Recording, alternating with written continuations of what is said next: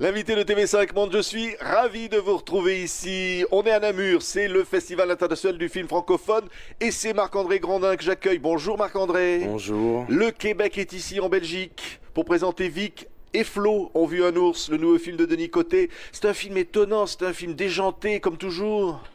Ouais, c'est à l'image de son réalisateur, Denis Côté.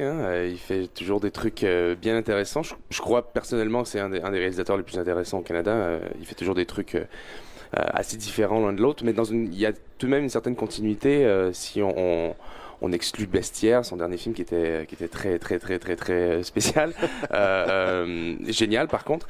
Mais c'est un peu dans la continuité de Elle veut le chaos, de curling. Oui, alors il y a Pierrette Robitaille et puis il y a Roman Boringer et il y a vous. On regarde un extrait.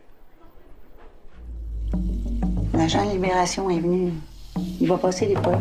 Comment ça se passe? J'ai pas refait ma vie en 4 jours. Ça va. Tu crois qu'il peut nous faire la vidéo? Je pense pas, mais c'est pas avec lui. J'ai confiance en vous autres. Vous avez de bonne attitude. C'est du step by step. On va l'avoir. Tu sais qu'une pitoune comme toi fait dans cette cabane-là qu'une vieille dame.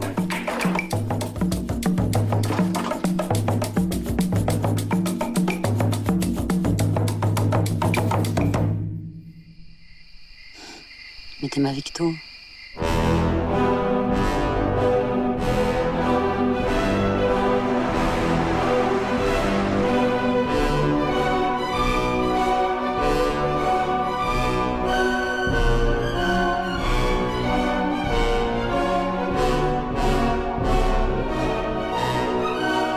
Et c'est ça.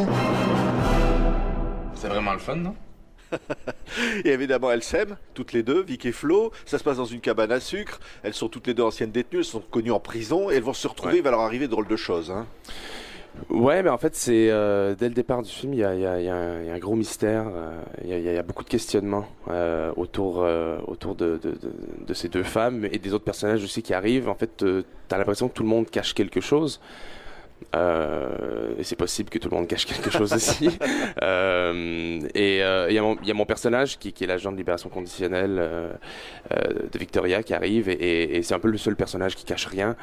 Il est là pour faire son boulot. On imagine que c'est un de ses premiers contrats de suivi comme ça. Il est face à une femme d'un certain âge qui sort d'une peine à perpétuité en fait, qui est en libération conditionnelle, donc il essaie d'en faire beaucoup pour se faire respecter face à une femme qui en a vu d'autres, quoi. Ouais. Et comme toujours chez Denis Côté, chaque spectateur peut voir le film, son propre film, peut imaginer son propre film.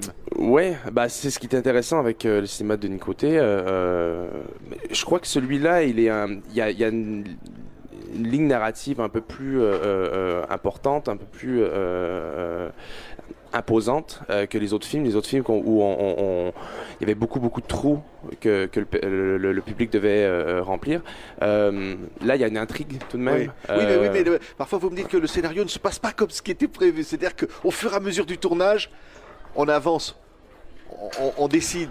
Non, en fait, Denis, il est très précis. Il arrive en début de journée et il dit exactement les plans dont il a besoin. Il a fait son montage déjà, donc il tourne pas de plans superflus. Tout va très rapidement. Il n'a pas de problème à s'adapter s'il a une idée comme ça, mais normalement, il est assez précis. Mais c'est sûr que je crois que il fait un genre de cinéma qu'à chaque fois que quelqu'un va voir le film, tu peux réécouter le film une deuxième, troisième fois, tu vois des choses différentes et tu ressens des choses différemment. Je crois que ce qui est la beauté de son art, c'est que on peut être 4 personnes à aller voir le film ensemble et les 4 personnes ont vu un film différent, ont ressenti les choses différemment. Et c'est un peu ce que doit être le cinéma, pas tout le cinéma, mais une bonne partie du cinéma, c'est ce qui les rend intéressants, c'est que c'est de l'art, il n'y a pas de bonne ou de mauvaise réponse. Ouais. Et vous, dans votre carrière qui a commencé très tôt, Marc-André, hein, évidemment Crazy, que tout le monde a adoré, et puis bon, il y a des films français, Le premier jour du reste de ta vie, et puis d'autres choses. Et il y a à chaque fois une remise en question permanente, on a l'impression qu'à chaque fois vous vous redécouvrez dans chaque film. Bah, je vieillis aussi. Oui. Faut dire que la Ça se plupart voit pas, des hein. non, mais la plupart des gens m'ont découvert avec Crazy. J'avais 20 ans et petit à petit, dans les 9-10 dernières années, j'ai vieilli aussi et moi, il y a plein de choses qui me plaisent des choses très différentes dans le cinéma. Donc, je vais enchaîner un truc de Victor Hugo et je vais aller faire après une comédie sur le hockey. Ouais. Donc, j'essaie de toucher à plein de choses. Pendant que j'ai la chance de pouvoir le faire, parce que c'est pas tous les jours qu'un acteur a la chance de toucher à autant de gens différents. Oui, et puis dans la francophonie, parce que quand vous tournez avec un Québécois, avec Côté ou avec Vallée, et puis après vous allez tourner ici en France, c'est totalement différent. Ouais, différent ou pas, ouais, il y a une adaptation au niveau du langage, au niveau du rythme, de la mélodie et tout, mais moi je crois que c'est plus les gens qui me voient travailler ailleurs et tout ça. Moi, je vois un projet comme étant un projet, et peu importe sur quel territoire. Après, j'ai un personnage. Le personnage, il peut y avoir deux personnages au Québec qui sont pour moi un très grand écart.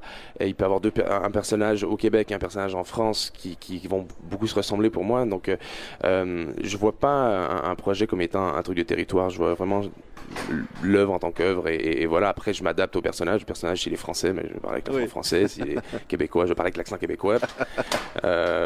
Et voilà. Et peut-être un jour, je jouerai un Belge, je ne sais pas. Oui, voilà. C'est l'occasion ici. Hein. Ouais. Quand on est à Namur, comme vous le faites pour défendre donc Vic et Flo en Vu un ours, déjà quel titre. Hein. Et quand vous rencontrez comme ça tous ces acteurs du cinéma francophone qui viennent de tous les horizons, vous vous dites, on fait finalement partie d'une famille en quelque sorte. Ouais, je crois que la beauté de la chose, c'est qu'on est tous dans nos pays respectifs à se battre et à vouloir exprimer notre culture francophone, qui est très différente, hein, que ce soit la Belgique versus la France versus le Québec et compagnie. Je crois qu'il y a une belle culture qui est liée à un endroit, mais qui est très différente quand même. Et c'est beau de pouvoir découvrir justement la culture de l'autre. Au Québec, on n'a pas beaucoup de films belges, des films suisses et tout ça, donc on a beaucoup de films français par contre. Mais c'est bien aussi de pouvoir nous présenter notre cinéma ici. Oui, mais c'est aussi toujours se dire que c'est un combat la francophonie. Pour les Québécois, c'est un combat, mais c'est un combat pour tous les francophones. Moi, je ne le vois pas comme un combat, hein. Même si je suis québécois, c'est une grosse question, mais moi, je ne le vois pas comme un combat. Je crois que c'est des gens qui s'expriment dans leur langue maternelle, avec le bagage qu'ils ont, qui est francophone, mais qui est aussi métissé. Hein. Si tu grandis à Chicoutimi ou si tu grandis à Montréal, t'as pas le même bagage francophone. Il est beaucoup plus métissé à Montréal, disons.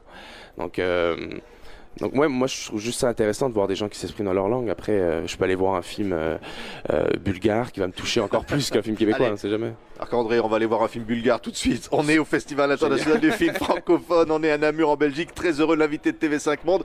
Et on continue, on se retrouve demain avec d'autres stars, d'autres invités pour vivre la francophonie. Merci à vous. Merci.